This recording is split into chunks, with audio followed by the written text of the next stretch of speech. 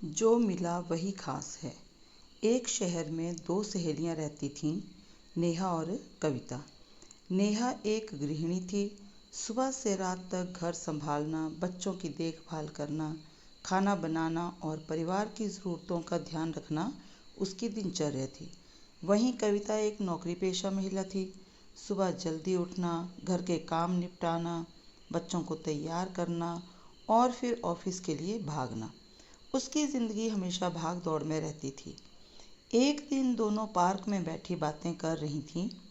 नेहा ने थोड़ी मायूसी से कहा, कविता, तुम्हारी ज़िंदगी कितनी अच्छी है। तुम नौकरी करती हो, अपने पैरों पर खड़ी हो, बाहर निकलती हो, लोगों से मिलती हो। मेरी तो सारी ज़िंदगी घर की चार दीवारी में ही निकल जाती है। कविता मुस्कुराई, लेकिन उसकी आंखों में थकान थी।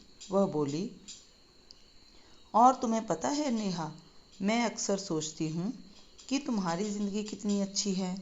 तुम सुबह आराम से बच्चों के साथ समय बिता सकती हो, जब चाहो घर में रह सकती हो।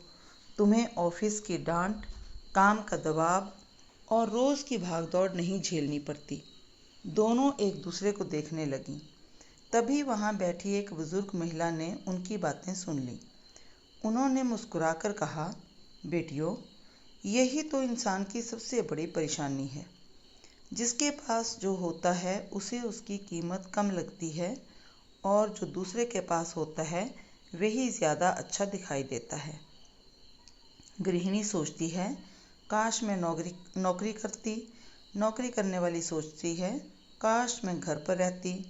जिसके बच्चे छोटे हैं वह सोचता है बच्चे बड़े हो जाएं, और जब बच्चे बड़े हो जाते हैं तो वही माता पिता उनके बचपन को याद करते हैं। जिसके पास छोटा घर है वह बड़े घर का सपना देखता है, और बड़े घर वाला सोचता है कि छोटा सा घर होता तो कितनी शांति होती। बेटियों, जिंदगी में सुख केवल इस बात से नहीं मिलता कि हमारे पास क्या है। सुख इस बात से मिलता है कि हम जो कुछ हमारे पास है उसकी कितनी कदर करते हैं। नेहा और कविता दोनों चुप हो गईं। उस दिन पहली बार उन्हें महसूस हुआ कि वे अपनी अपनी ज़िंदगी की अच्छाइयों को भूलकर दूसरे की ज़िंदगी को बेहतर समझ रही थी। नेहा ने कविता का हाथ पकड़कर कहा, शायद मुझे अपने घर और परिवार के साथ बिताए समय की कदर करनी चाहिए। कविता मुस्कुराई और बोली, और मुझे अपनी नौकरी और आत्मनिर्भरता को बोझ नहीं, अपनी उपलब्धि समझना चाहिए। दोनों हंस पड़ीं। उस दिन से उन्होंने एक दूसरे की ज़िंदगी से तुलना करना छोड़ दिया और अपनी अपनी ज़िंदगी में छिपी खुशियों को पहचानना शुरू कर दिया। तो इससे हमें क्या सीख मिलती है? दूसरों की ज़िंदगी दूर से हमेशा खूबसूरत दिखाई देती है, लेकिन हर ज़िंदगी में अपनी परेशानियां और अपनी खुशियां होती हैं।